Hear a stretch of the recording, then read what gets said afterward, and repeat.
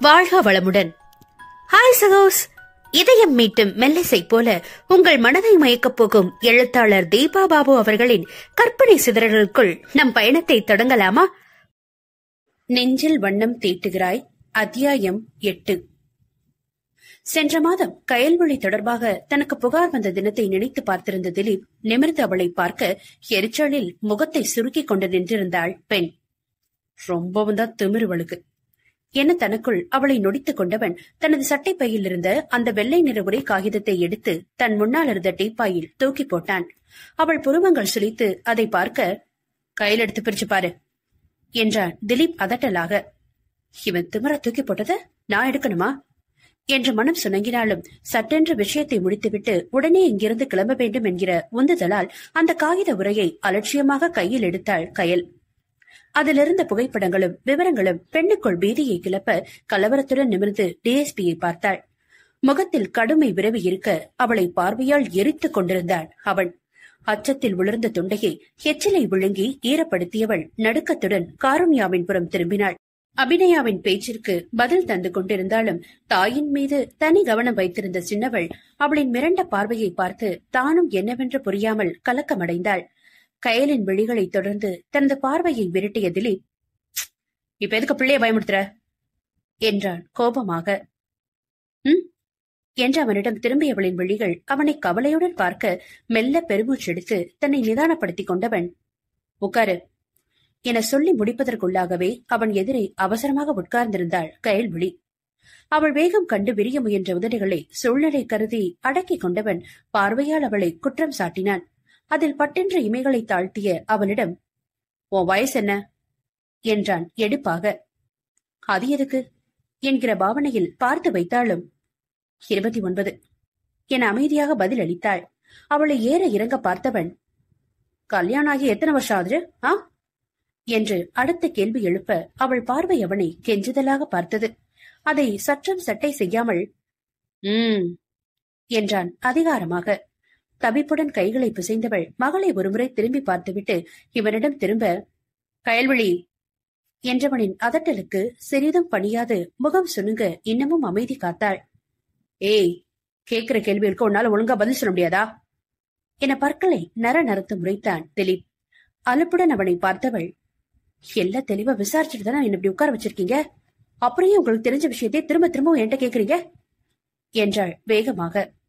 விழிகள் இடுங்க அவளை ஆழ்ந்து பார்த்தவன், உனக்கு ரொம்ப இடம் கொடுத்துட்டனோ, ஆனா அப்படி எதுவும் என் நினைவுல வரலையே என்று யோசனையாய் நெற்றியை சுருக்கி சோஃபாவின் பிடியில் வலது கையை ஊன்றி அதில் தன் நாடியை பதித்தவன், பின்ன எப்படி என்கிட்ட இவ்வளவு துணிச்சலா பேசுற நீ என மிக தீவிரமாக கேள்வி எழுப்பினான்.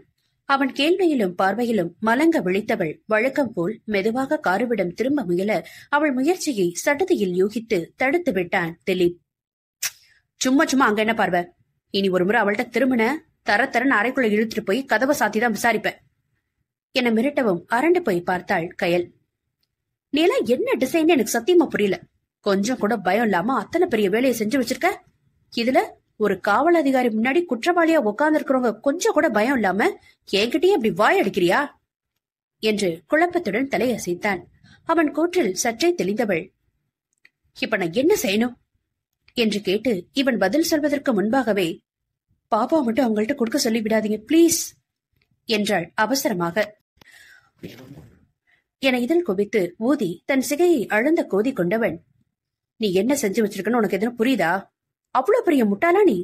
உனக்கு கொஞ்சமும் சம்மந்தம் இல்லாத குடும்பத்தினோட குழந்தைய அவங்களோட கண்ணுல மண்ணை தூவி கடத்திட்டு வந்திருக்க. என்ன துணிச்சல் உனக்கு? ஊருலாம் அவங்க குழந்தைய தேடி தவிச்சிருக்காங்க தெரியுமா?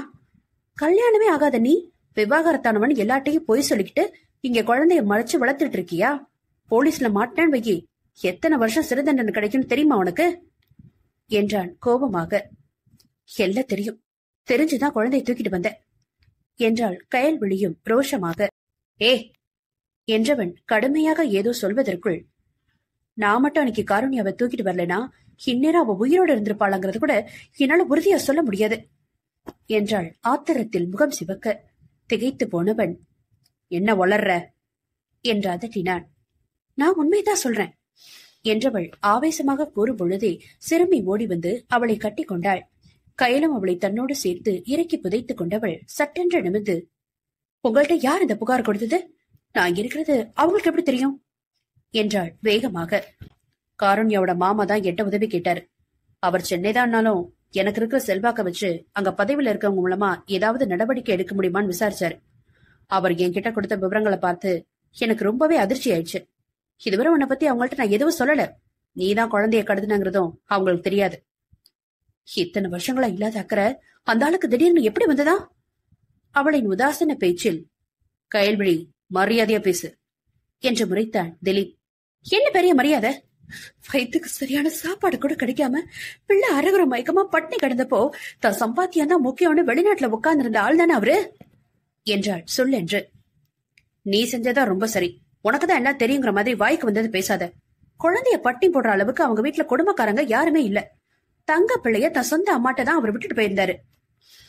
அதற்கு அவனுக்கு பதில் சொல்ல விரும்பாதவளாக கை முஷ்டிகளை இறுக்கி கண்களை அழுந்த மூடி தன்னை அவள் சமநிலைப்படுத்த முயன்று கொண்டிருக்க அவளையே யோசனையோடு பார்த்தவள், பாப்பாவுக்கு என ஆரம்பிப்பதற்குள், நான் அவ அம்மா இல்லைங்கிறது அவளுக்கு நல்லாவே தெரியும் என்று அவனை நேராக பார்த்தாள் கயல்விழி. ஓ என்று வியந்தவன், சரி, காருண்யா வீட்டுக்கு எப்ப போலாம்? நீ செஞ்சிருக்கிறது ரொம்பவே தப்பான விஷயம்னாலும் குழந்தைய 4 வருஷம் நல்ல முறையில வளர்த்திருக்கல, அதனால அவங்க கிட்ட சமாதானமா பேச முயற்சி பண்ணலாம். அதுக்கு அவங்க ஒத்துக்கிட்டா உனக்கு எதிராக கிரிமினல் வழக்கு பதிவாகாம நீ தப்பிச்சிடலாம். ஆனா இதுவே கடைசியா இருக்கட்டும். இனி ஒரு முறை இப்படி நடந்தா நான் இதே போல அமைதியா உட்காந்து பேசிட்டு இருக்க மாட்டேன். ஒரு குற்றவாளி கிட்ட கடைபிடிக்க வேண்டிய விதிமுறைப்படிதான் கெடுபடியா நடந்துக்க வேண்டி வரும் என்றான் எச்சரிக்கையாக. என்று முகத்தை சுளித்தவள் தனக்குள் சில நொடிகள் ஆலோசித்துவிட்டு, சரி, நாளைக்கே போகலாம் என்றதும் வேகமாக அவள் தோளில் இருந்து நிமிர்ந்த காருண்யா, வேண்டாமா என்றாள் அழுகையுடன். பேபி, இங்க பாரு என்று திலீப் அவள் கரம் பற்றி எதையோ சொல்ல வர வெடுக்கென்று அவளை உதறியவள், நான் அம்மா கூட தான் இருப்பேன் என கையலின் கழுத்தை இறுக கட்டி கொண்டாள்.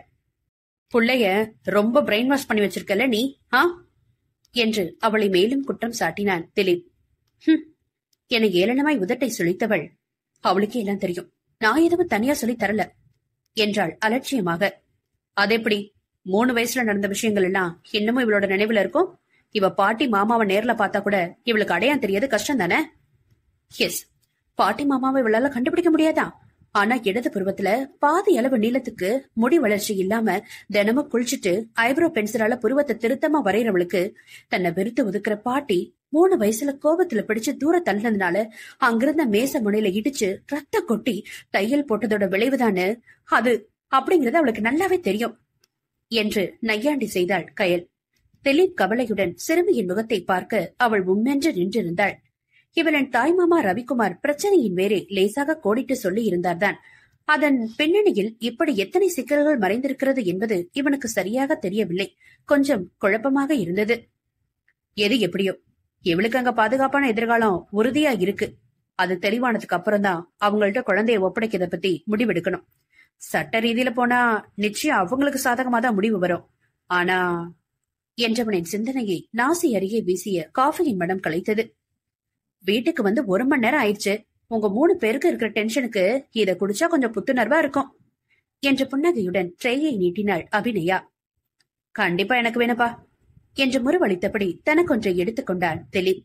பெண்களிடம் அபி திரும்ப, இல்ல எங்களுக்கு வேணாம், நாங்க டீ காஃபி குடிக்க மாட்டோம் என்று வேகமாக மறுத்தாள் கயல்.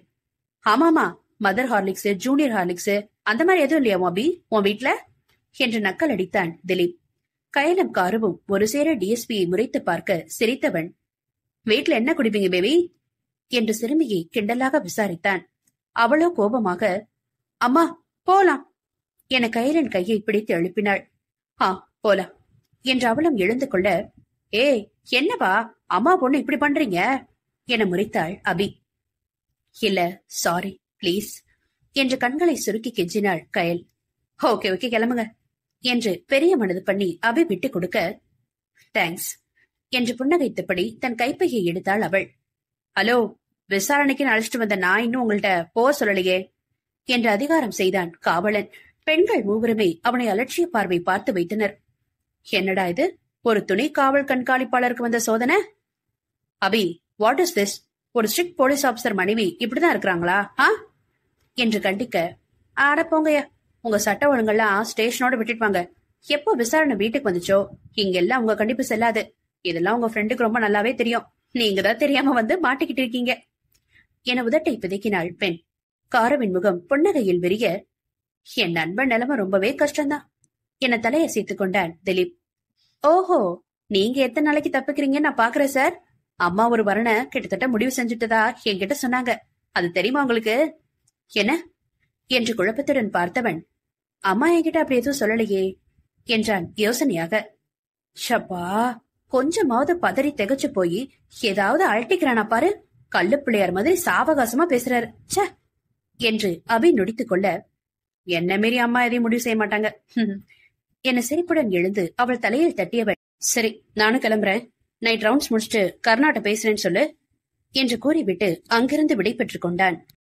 நட்புகள் எல்லாரும் நம்ம சேனலை மறக்காம சப்ஸ்கிரைப் பண்ணுங்க. கதையை கேளுங்க, லைக் பண்ணுங்க, கமெண்ட் பண்ணுங்க, பிடிச்சவங்க ஷேர் பண்ணுங்க. நன்றி.